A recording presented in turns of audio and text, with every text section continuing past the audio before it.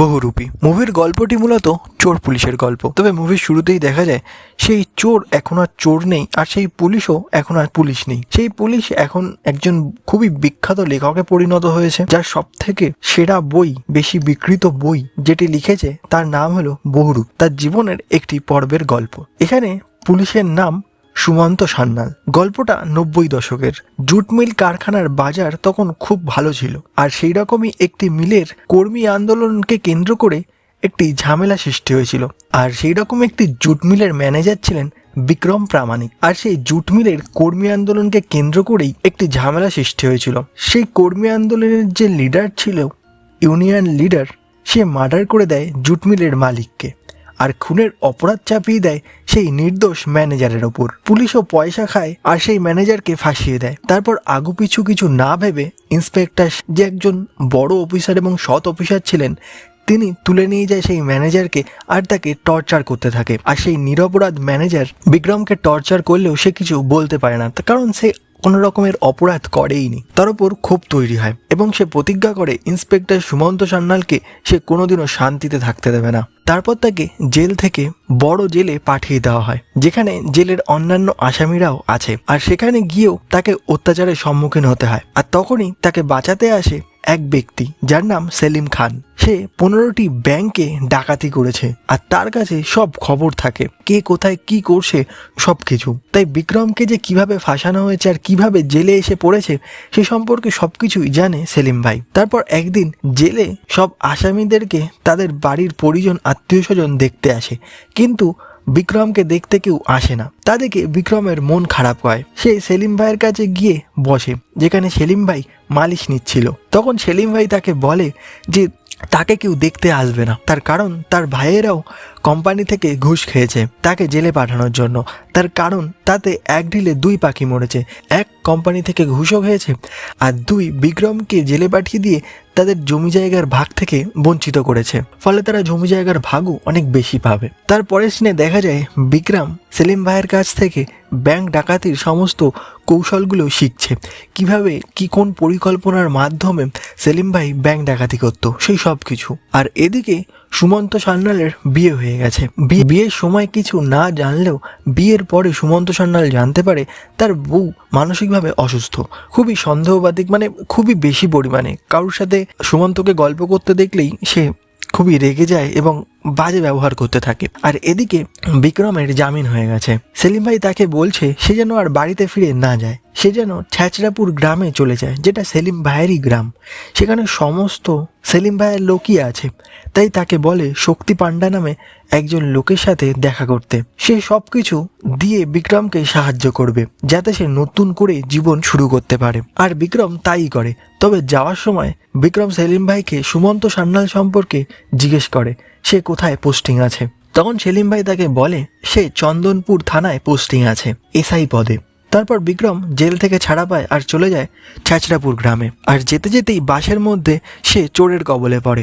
আর সেই চোরেদের মধ্যে একটি মেয়েও ছিল, যে বিক্রমের দৃষ্টি আকর্ষণ করেছিল। তারপর বিক্রম চলে যায় ছ্যাচরাপুর গ্রামে, আর সেখানে গিয়ে সে সেই গ্রামের মোড়লের কাছে যায় এবং তারা একটা মিটিংয়ে বসে। সে বলে তার কি কি চাহিদা আছে। আসলে এই ছ্যাচরাপুর গ্রামের মানুষদের প্রধান জীবিকা চুরি ডাকাতি করা। গ্রামের প্রধানও এতে সাহায্য করে তাদের, তবে শর্ত একটাই, চুরির কিছু ভাগ তাদের গ্রামের প্রধানকে দিতে হয়। তাই বিক্রম বলে তার একটি মেয়ে আর 2টি ছেলে লাগবে চুরি করার জন্য, তার সহপাঠী হিসেবে। আর 2টো ছেলে এমন যারা দুজনেই গাড়ি চালাতে পারবে। আর চুরি করা টাকার 30% বিক্রম রাখবে, 10% ছ্যাচরাপুরের মানুষদের জন্য দেবে প্রধানের হাতে, আর বাকি 60%-এর মধ্যে 15% করে এই 3জনকে দেবে, আর 15% আর একজন সদস্যকে দেবে যে এখনো দলের মধ্যে সামিল হয়নি। আর এই কথা শুনে গ্রামের প্রধান সহ সমস্ত সহপাঠীও খুব খুশি হয়। এবার বিক্রম একটি থাকার জায়গার কথা বলে, কারণ বিক্রম এখানে প্রথম এসছে, তার কোনো থাকার জায়গা নেই। আর সে বলে সে এখানে ভাড়া দিয়েই থাকবে। এবারে একটি মেয়ে যে বিক্রমের সাথে চুরি করতে যাবে, সেই মেয়েটি প্রধানের হিসাবে ঝিমলি। ঝিমলি হলো এই এলাকার সব থেকে বড় পকেটমার। আর তার ভাই নিতাই সেই 2 জন ছেলের একজন যে গাড়ি চালাতে পারে, আর তাদের বাড়িতেই বিক্রমের থাকার ব্যবস্থা হয়েছে, অবশ্যই ভাড়া দিয়ে। তারপর দেখা যায় বিক্রম চলে যায় সেই 4র্থ সদস্যের কাছে, যে তার সেই পুরনো জুট মিলেরই এক সহকর্মী, যাকে বিক্রম খুড়ো বলেই ডাকছিল। তারা একসাথে পালা নাটকও করতো গ্রামের মধ্যেই। তাকেও সাথে নিয়ে নেয় বিক্রম, আর তাদের মোট 5 জনের দল গঠন হয়। তারপর তারা শুরু করে পরিকল্পনা বানাতে। প্রথমে তাদের লাগবে 2টো চুরি করা বাইক, যাতে করে তারা চুরি করতে যাবে। চুরি করা বাইক, কারণ সেই চুরি করা বাইকের নাম্বার প্লেট অন্য কারোর নামে থাকবে, ফলে তাদেরকে কোনোভাবেই পুলিশ ধরতে পারবে না। তারপর 2 জন সেই ব্যাংকটাকে দেখাশোনা করবে, কখন ব্যাংকটি ফাঁকা হচ্ছে, কখন ভিড় হচ্ছে, কখন সেই ব্যাংকে টাকা আসছে, এই সব কিছু। তারপর তারা সেই এলাকার একটি বাড়িতে যাবে, আর সেখানে ব্যবসায়ী দম্পতি হিসেবে থাকবে তাদের বাড়িতে। তাদেরকে টাকাও দেবে পরিমাণের থেকে একটু বেশি। তারপর তারা সেখানে স্বামী স্ত্রী হিসেবে থাকতে শুরু করে দেবে কিছুদিনের জন্য, যাতে গ্রামবাসীর তাদের উপর একটু সহানুভূতি তৈরি হয়ে যায়, তাদেরকে সাপোর্ট করে কোনোভাবে যদি তারা ধরা পড়ে যায়। তারপর সবার প্রথমে খুড়ো যাবে সেই ব্যাংকে দেখতে কতটা লোক আছে, পুলিশ আছে কিনা, এই সমস্ত যাবতীয় ব্যাপার। তারপর তাদেরকে খবর দেবে সেই ব্যাংকে ডাকাতির জন্য। তারপর তারা ব্যাংক ডাকাতি করবে, ও ডাকাতি করার পর ব্যাংকের সমস্ত কর্মচারীদের একটি ঘরে বন্ধ করে দিয়ে তাদের দরজায় একটি টাইম বম লাগিয়ে দেবে। সেই টাইম বমের টাইম থাকবে 20 থেকে 30 মিনিট, যতক্ষণে তারা সেই জায়গা থেকে পালিয়ে যেতে পারে। আর সেই টাইম বোম টাইম হয়ে গেলে বন্ধ হয়ে যাবে, আর টাইমের আগেই যদি কেউ টানাহেঁচড়া করে তাহলে সেটি ফেটে যাবে। তো তারপর তারা সেখান থেকে পালিয়ে যাবে। আর পালিয়ে যাওয়ার পর পুলিশ যখন তাদেরকে রেল স্টেশন, ফেরিঘাট, বাস স্টেশনে খুঁজবে, তখন তারা গ্রামের মধ্যেই বহুরূপী সেজে খেলা দেখাবে, আর গ্রামের মধ্যেই ঘুরে বেড়াবে। তারপর 2-3 দিন পর সবকিছু নর্মাল হয়ে গেলে, সবকিছু শান্ত হয়ে গেলে তারা এলাকা ছেড়ে বেরিয়ে আসবে। কোন রকম মারামারি কাটাকাটি ছাড়াই খুব শান্তভাবে তারা এই কাজটি সম্পন্ন করবে। আর এইভাবেই তারা তাদের চুরির কাজ চালিয়ে যেতে থাকে। আর যেহেতু তারা চুরির পূর্বে একটি বাড়িতে দম্পতি হিসেবে ভাড়া থাকতো, সেহেতু একটি ঘরের মধ্যেই থাকতো, আর ঝিমলি বিছানায় শুতো আর বিক্রম মেঝেতে শুতো। আর এমনই একদিন ঝিমলি বলে যে, এক ঘরে এরকমভাবে আমি তোমার সাথে থাকছি, জানাজানি হয়ে গেলে আমার আর পরে বিয়ে হবে না। আমি এই টাকা এই কাজ আর করবো না, আমার আরো বেশি টাকা চাই, আমার 50% টাকা চাই। তা শুনে বিক্রম বলে, না তা তো হবে না, তবে তুমি যদি আমার একটি শর্ততে রাজি হয়ে যাও তাহলে তুমি 45% টাকা পেতে পারো। তা শুনে ঝিমলি সেই শর্ত শুনতে চায়, যে কি এমন শর্ত যাতে একদম 15% থেকে সেই 45% টাকা পেতে পারে। তখন ঝিমলি জানতে চায় যে কি এমন শর্ত। তখন বিক্রম বলে তাকে সে 45% টাকা দিতে পারে, তার জন্য ঝিমলিকে তাকে বিয়ে করতে হবে। আর একথা শুনে ঝিমলি তো প্রথমে লজ্জা পেয়ে যায়, তারপরে সে ভাবে যে এমনিতেও একসাথে স্বামী স্ত্রীর পরিচয় দিয়েই থাকতে হচ্ছে, এই কথা জানাজানি হলে এমনিও বিয়ে হবে না, এর থেকে ভালো একেবারে 45% টাকা নিয়ে বিয়ে করে নেওয়া। আর তাই তারপর তারা বিয়ে করে নেয়। আর বিয়ে করার পর বিক্রম ফিরে যায় তার বাড়িতে তার বাবার কাছে আশীর্বাদ নিতে, কিন্তু সে গিয়ে দেখে তার বাবা মারা গেছে, ছাদের কাজ চলছে, আর এদিকে সে কিছু জানেও না। তারপর সে বাড়িতে ঢোকার চেষ্টা করলে তার দাদা বৌদি তাকে দেখতে পেয়ে তাকে দূর দূর করে তাড়িয়ে দেয়, তাকে নমস্কার পর্যন্ত করতে দেয় না, জমি জায়গা ভাগ হয়ে যাবে সেই ভয়। তারপর বিক্রম সেখান থেকে কাঁদতে কাঁদতে অপমানিত হয়ে ফিরে আসে। তারপর একদিন সন্ধ্যেবেলা সে বোম বাঁধছিল, যে বোমটি দরজায় লাগিয়ে তারা আসে সেই বোমটি তারা বাঁধছিল, আর সেই বোম বাঁধতে বাঁধতে বিক্রমের হাতে সেটি ফেটে যায়, আর তার হাতের আঙুলগুলো সব নষ্ট হয়ে যায়। আর এটি বলা যেতে পারে তাকে শনাক্তকরণ করার মতন একটা ভালো চিহ্ন তৈরি হয়ে যায়, যার ফলে তারপরে তারা যা যা ডাকাতি করতে থাকে সমস্ত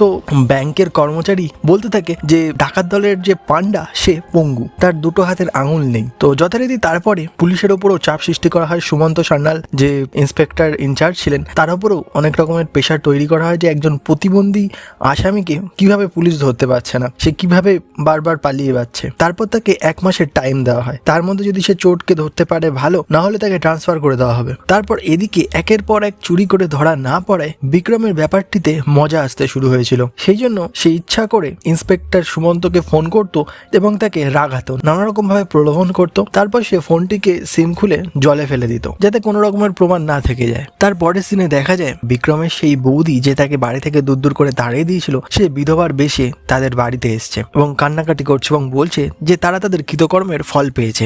বিক্রমের ঠকিয়ে যে সমস্ত জমি তারা তাদের নিজেদের নামে রেখেছিল, সেই সমস্ত জমির কিছুই এখন আর নেই। তার দাদার মানে বিক্রমের দাদার ক্যান্সার হয়েছিল এবং সেই ক্যান্সারের চিকিৎসা করতে করতে সমস্ত জমি বিক্রি হয়ে গেছে, এখন আর কিছুই নেই। আর তার দাদাও এখন আর বেঁচে নেই, তার দাদাও মারা গেছে। তো এই সমস্ত কথা শোনার পর বিক্রম বলে সেই বাড়ি যার সেই বাড়ি তারই আছে। মানে এই সমস্ত ঘটনা যখন ঘটছিল, তার দাদার শরীর খারাপের জন্য যখন টাকার দরকার ছিল, তখন বিক্রমই খুড়োর হাত দিয়ে তাদেরকে টাকা দেয় এবং সেই বাড়ি কিনে নেয়। তাই এখন সেই বাড়িটি বিক্রমের। তবে বিক্রম তাদেরকে সেই বাড়ি থেকে বের করে দেয়নি, তার বৌদিকে ও তার ভাইপোকে সেই বাড়িতেই থাকতে বলে এবং খুড়োর হাত দিয়ে মাসে মাসে 5,000 টাকা তাদেরকে দিয়ে সাহায্য করার কথাও বলে, যা দেখে ঝিমলি একেবারেই খুশি ছিল না। তো তারপরে দেখা যায় ইন্সপেক্টর সুমন্ত তাদের পুরো চুরির ছকটি এখন ধরে ফেলেছে। কিভাবে তারা স্থায়ী নিচ্ছে একটি বাড়িতে, তারপর সেখান থেকে তারা ছক কষে কিভাবে পুরো চুরির ঘটনাটি ঘটাচ্ছে, সে সমস্ত সম্পর্কে ইন্সপেক্টর সুমন্ত এখন জেনে গিয়েছে। তাই তারা প্রথমেই খোঁজ লাগায় কোথায় বাইক চুরি হচ্ছে। বাইক চুরি হলে সাধারণত এই পুলিশ স্টেশনে কমপ্লেন করা হয়, তাই তারা প্রথমেই সমস্ত পুলিশ স্টেশনে খোঁজ লাগাতে থাকে কোথায় প্রথম বাইক চুরি হয়েছে এবং জানতে পারে বহরমপুরে 2টি বাইক চুরি হয়েছে। তাই তারা পুরো টিম নিয়ে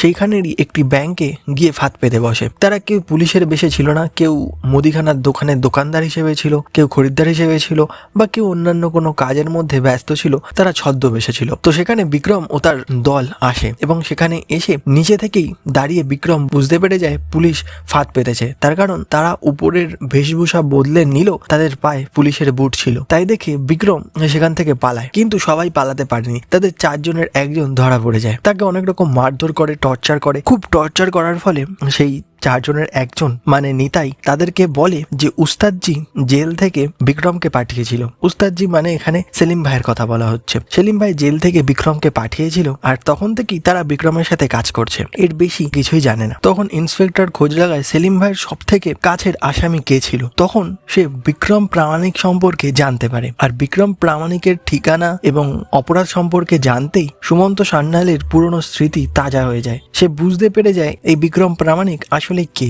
তারপর সুমন্ত সান্যাল ফাঁদ পাতে। সে ইচ্ছা করে একজন আসামিকে জেলে পাঠায় যে তালা খুলতে খুবই পারদর্শী। তাই সে নিতাইকে জেল থেকে পালাতে সাহায্য করে আর খুব সহজেই বিক্রমের দলে সামিল হয়ে যায়। তার ফলে বিক্রমের করা চুরির পরিকল্পনা সম্পূর্ণতা পাওয়ার আগেই ইন্সপেক্টর সান্যাল সেই সমস্ত পরিকল্পনা সম্পর্কে সবার আগে জানতে পেরে যায় সেই চোরের সাহায্যে, সেটিকে সম্পূর্ণতা দেওয়ার আগেই। আর সুমন্ত সান্যালের এই পরিকল্পনা সম্পর্কে বিক্রমও বুঝে গিয়েছিল। সে ধরেও ফেলতে পারে ব্যাপারটিকে, কিন্তু তবুও সে জেনে বুঝে সেই কাজটি করে সুমন্ত সান্যালকে বোকা বানানোর জন্য। কারণ তার এখন মজা আসতে শুরু হয়েছিল। তাদের এবারের যে চুরির পরিকল্পনা সেটা অন্নপূর্ণা মন্দিরের ঠাকুরের সোনার জিনিস চুরি করার পরিকল্পনা ছিল লকার থেকে। কারণ তালা খোলার একজন পারদর্শী কর্মী এখন তাদের সাথেই আছে। তবে বিক্রম বহুরূপীর সাজে মহিলা সেজে সেখানে যায় পুজোর থালা নিয়ে, আর সুমন্ত সেখানে পুরোহিতের সাজে বসে থাকে, দুজনেই ছদ্মবেশে। আর ঠিক প্রসাদী ফুল দেওয়ার সময় সুমন্ত লক্ষ্য করে